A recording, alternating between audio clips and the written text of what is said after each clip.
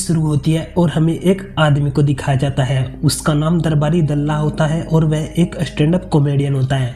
कहता है कि मेरी उम्र 23 साल की थी जब मैं रसियन माफिया के साथ जुड़ा और कहानी कुछ ऐसे शुरू हुई कि तब मैं फ्लोरिडा में पढ़ता था, जिसमें मुझे कुछ खास नहीं आता था और मेरा हाल इतना बुरा था कि मैंने स्पेनिश क्लास समझकर रसियन क्लास में दाखिला ले लिया, जिसमें बहुत सारे लेक्चर देने के बाद मुझे एहसास हुआ कि यार ये तो स्पेनिश नहीं है। फिर एक दिन मेरी क्लास टीचर ने मुझसे कहा कि मैं रसिया जा रही हूँ, बोली तू भी चलेगा हमारे साथ तो तू शायद पास हो जाएगा। बस फिर क्या था, पूरी क्लास के साथ मैं भी अपना थोपड़ा उठाकर रसिया पहुंच गया, जहाँ ट्रेन में मुझे एक रसियन माफिया का बंदा मिला और जिसने अपनी गन निकाली और बोला हम सब यह ट्रेन लूटने वाले हैं। आगे कहता है कि देखो वैसे तो मैं एक शरीफ बंदा हूँ, पर उस रात मैंने पूरी की पूरी ट्रेन लूटने के बाद गले भर तक दारू पी। जो सब यह टीवी पर बूढ़ा देख रहा होता है और कहता है कि अच्छा तो तू ये है वो बहाना का लवड़ा।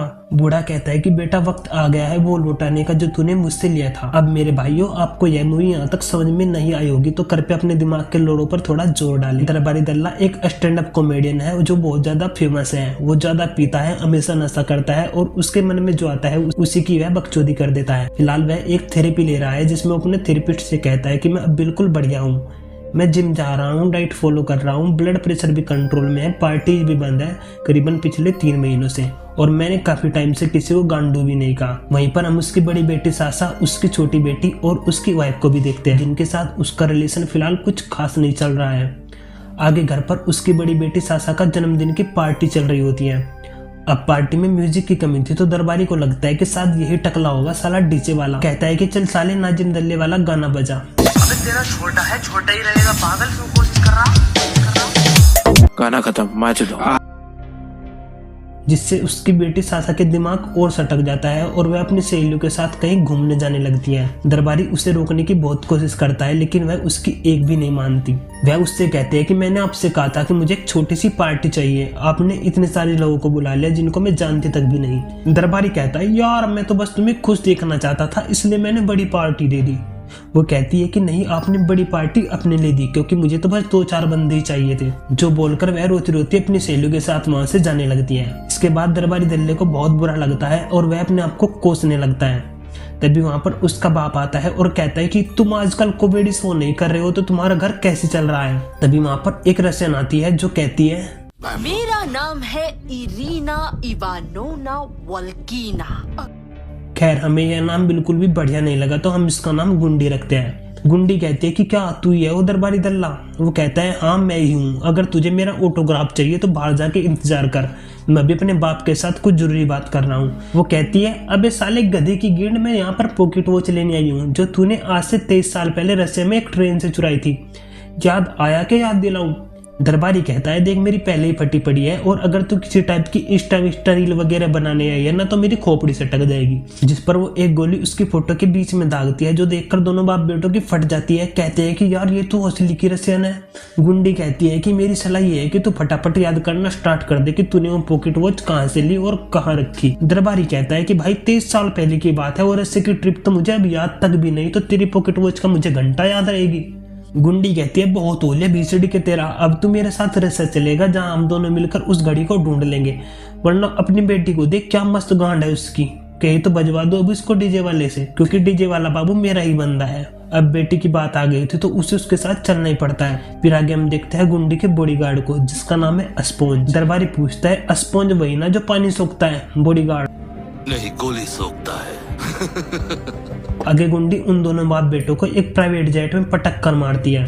फिर दरबारी को उसका फादर एक नाइफ बोले तो चाकू देता है और कहता है कि ये हमारे पूर्वजों की निशानी है जिसको तुम्हें संभाल के रखना होगा। दरबारी से वह चाकू कहीं गुम हो जाता है और उसके बदले में उसका बाप उसके अखरोटी साफ कर देता है।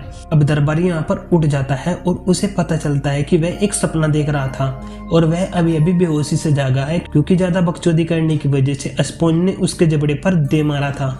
आगे गुंडी कहती है कि मैंने दरबारी का बहुत नाम सुना था कि वो सबको हंसाता है, किसी भी इंसान से ज्यादा दारू पी सकता है, देखने में बहुत हैंडसम है वगैरह वगैरह, पर तू तो सिर्फ एक मोटा सा भद्दा सा इंसान है, तेरी सूरत भी अब घासलेट जैसी बन चुकी है। तो चल अब बता वो वॉच कहाँ पर है जिसमें उसके सिर पर बंदूक तानते ही उसे फ्लैश बैक आता है।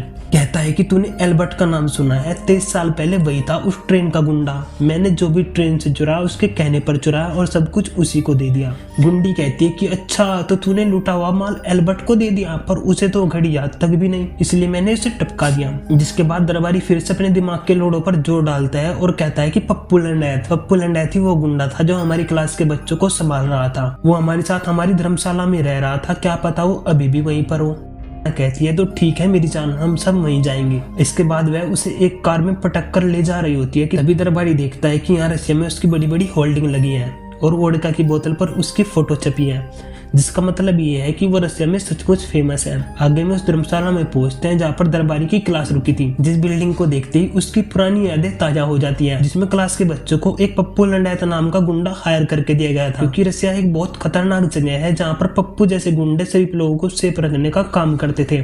उस समय मेरी मुलाकात एसली से हुई, जिसके नाम का मतलब है एसली, बोले तो पिछवाड़े में लेने वाली। खैर हमें कुछ टाइम वहाँ रहते रहते हो जाता है, जिसमें हमने रशियन कल्चर के बारे में सीखा था और वहीं से जन्म हुआ मेरे बकचोद बनने का, जहाँ मैं फिल्मों से चुरा चुरा करके डायलॉग मारता था और वे मेरी बातों पर खिला कर हंसते, जिसकी वजह से मेरे फैन बनते गए। उनके लिए मैं बहुत ज्यादा जीनियस था जो उन सभी से ज्यादा शराब पी सकता था। ये खबर आपकी तरफ फैल गई और मेरे चर्चे हर तरफ होने लगे। आगे कहता है कि अरे हाँ याद आया, पप्पू के रूम में एक ठिकाना था जिसमें वो अपनी कीमती चीजें रखता था, क्या पता तुम्हारी घड़ी भी वहीं पर मिल जाए। वैसे तो पूरी बिल्डिंग का नजरिया बदल चुका है, पर चलो चल कर देखते हैं। दरबारी अपने दिमाग का भांग भोसड़ा करता है और दीवार में एक घुसंड मारता है जो बिल्कुल सही बैठता है, पर क्या करे उसे वहाँ पर सब कुछ मिलता है एक सिवाय घड़ी के, जो सब देखकर इससे पहले कि गुंडी का दिमाग खराब होता वहाँ पर चोदुमल नाम का एक और गुंडा आ जाता है। फिर वह दरबारी और उसके फादर को वहाँ से ले जाने लगता है। तभी गुंडी फॉर्म में आ जाती है और वह एक एक करके चोदुमल के गुंडों को भी परलोक भेजती है। इतने में लिफ्ट का दरवाजा खुलता है और दरबारी दल्ला गोली चलाता है जो सीधी चोदुमल के माथे पे लगती है, जिससे उसकी एक ही गोली से 3-3 लोगों की मौत हो जाती है। यह सब देखकर गुंडी कहती है कि वाह, एक एक गोली से 3-3 निशाने, सचमुच फेमस होने के काबिल है रे तू। इसके बाद में फटाफट वहां से अपनी कार में बैठते हैं, जहाँ दरबारी अपने आप को कोसे जा रहा था कि मैंने एक एक गोली से 3-3 पाप कर दिए। गुंडी कहती है कि भीसड़ी के इतना रंडी रोना मत रो, वैसे भी मेरा भाई एक गठिया आदमी था, अगर तुम उसे नहीं मारती तो उसे मैं ही मार देती। इसके बाद में सब स्टेशन पहुंचते हैं, जहाँ पर दरबारी की यादें ताजा होने लगती है।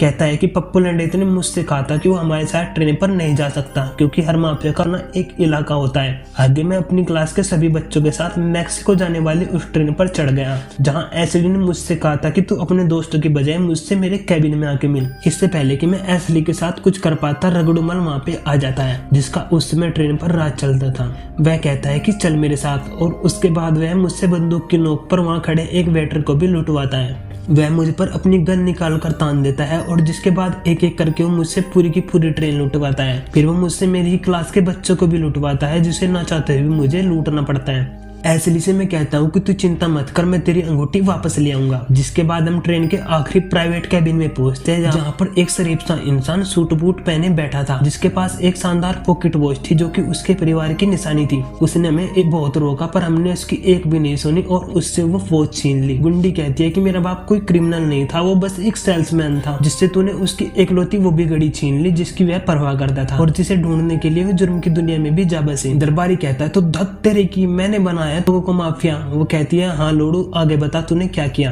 दरबारी कहता है कि सारा सामान लूटने के बाद हम डब्बे में आए, जहाँ हमने चेक किया कि हमने क्या क्या लूटा है, जिसमें पप्पू लंडैत को उस घड़ी में बज रहा म्यूजिक बिल्कुल भी अच्छा नहीं लगा, तो उसने वो घड़ी मुझे दे दी। इससे पहले कि हसीना उससे पूछती कि तूने उस घड़ी का क्या किया, तभी वहां पर एक आदमी आता है। वह कहता है कि मेरे आदमी ने बताया दरबारी आया है जिसका वोडका की बोतल पर फोटो है, पर तू तो वैसा नहीं दिखता, तेरी सूरत भी अब घासलेट जैसी बन चुकी है। साला हर कोई यही सेम लाइन बोलता है। दरबारी पूछता है कि कौन है तू तो रगड़ुमल नहीं है। वो कहता है कि हाँ सही कहा, पर मैं बहुत सारे रगड़ुमल को जानता हूँ जो अब मर चुके हैं, जिनमें से एक से मैंने ये ट्रेन लिया है। गुंडी कहती है कि अबे तू मुझे नहीं जानता, मैं कौन हूँ। जो बोलते ही फर्जू रगड़ुमल उसे पकड़ लेता है। तभी उसकी तरफ दरबारी का बाप एक चाकू फेंकता है, जिससे वह रगड़ुमल का गला काट देती है और बाकी को भी मार देती है। जिसके बाद वे दूसरे डिब्बे में जाते हैं, जहाँ सारे के सारे हत्यारे लोग भरे थे। तभी वहां पर आता है एक हैंडसम सा पहलवान जिसका नाम होता है डीजे साकार, जो गुंडी से कहता है क्या हाल है बहना। दरबारी कहता है कि अच्छा तो तुम 3 बहन भाई हो। साकाल कहता है कि अब क्या फायदा, अब तो 2 ही बचे हैं। वैसे छोटे भाई को मारने के लिए तेरा बहुत बहुत धन्यवाद, साले ने गिरने में दर्द कर रखा था। अब इससे पहले कि वो अपनी पूरी बात बताता, ये तीनों वहां से भागने लगते हैं और भागकर जाएंगे भी तो जाएंगे कहाँ, जिसमें डीजे साकाल उन्हें लास्ट वाले डिब्बे में घेर लेता है और कहता है कि बहना तुझे क्या लगता है तू हमारे परिवार को लीड कर सकती है। वो कहती है हाँ क्यों नहीं, मैं तुमसे बड़ी हूँ, समझदार हूँ और अक्लमंद भी हूँ। साकाल कहता है हाँ होगी, पर है तो तू एक औरत ही ना, और यही तेरी कमजोरी है। गुंडी कहती है कि हाँ, पर सच ये है कि मैं तुम्हारे बराबर की गेंद मार सकती हूँ। जो सुनते डीजे साकाल उसकी छाती में 2 गोली दाग देता है और वह सीधा चलती ट्रेन से पटड़ी पर जा गिरती है, जिसके बाद वह अपनी बंदूक दरबारी पर तान देता है और कहता है कि अगर तू नहीं चाहता कि मैं तेरे बाप को मारूं तो फटाफट मुझे उस जगह ले चल जहाँ पर तूने फिर घड़ी रखी थी। उसके बाद उसका बाप खुद उसे ट्रेन से धक्का दे देता है और कहता है कि साला बेवकूफ का पट्टा था, तुम्हारा टाइम ही खराब कर रहा था। मैं तुम्हें उस घड़ी तक ले जाऊंगा, पर तुम्हें मुझे एक जबान देनी होगी, तुम मेरी पोती की नहीं मारोगे। इसके बाद अगले दिन दरबारी को होश आता है तो अपने सामने वह एक अनजान आदमी को खड़ा पाता है जो उससे कहता है, दरबारी तू? वो कहता है, रगड़ूमल मेरे भाई तू जिंदा है।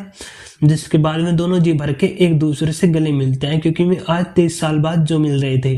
अगर रगड़ूमल उसे अपने गांव ले जाता है और गांव के सभी लोगों से उसे मिलवाता है। तभी वहां पर एक गांव वाला गुंडी को ट्रॉली में लोड करके लाता है, जो कि साली जिंदा थी, बस उसको थोड़ी बहुत ही हल्की फुल्की चोटें आई थी। शाम के टाइम जब सभी टेबल पर बैठे थे तब दरबारी रगड़ूमल से पूछता कि भाई तुम यहाँ पर कैसे पहुंचे? जब मैंने ये देखा कि तू कैसे हर पल में अपने लिए खुशियां ढूंढ लेता है, तब मैंने सोचा कि गुंडों और माफियाओं के लिए काम करना साला बहुत खतरनाक है। अगर मैं अब तक वही काम करता रहता तो शायद जिंदा नहीं बच पाता। फिर दरबारी उसे एक चर्च दिखाने ले जाता है और जहाँ पर उसकी पॉकेट में रखी घड़ी बजने लगती है, जिसे देखकर दरबारी कहता है, अरे यही तो वह घड़ी है जिसे हम ढूंढ रहे हैं। जिस घड़ी को गुंडी उससे ले लेती है और ऊपर वाले का बहुत बहुत धन्यवाद करती है। दरबारी उससे पूछता है कि तेरे पास ये घड़ी कहाँ से आई? वो कहता है कि अबे साले तूने ही तो दी थी मुझे, रसिया से जाते वक्त तू बहुत नशे में था, तो इसलिए शायद तुझे कुछ याद नहीं है। जिसके बाद वे दोनों वहां से जाने लगते हैं तो रगड़ूमल उसे वो बैग दे देता है जिसमें उन्होंने पूरी ट्रेन का लुटा हुआ माल रखा था। फिर वे मॉस्को की तरफ निकल पड़ते हैं, जहाँ पर आगे उन्हें डीजे साकाल मिलता है। वह कहता है कि अच्छा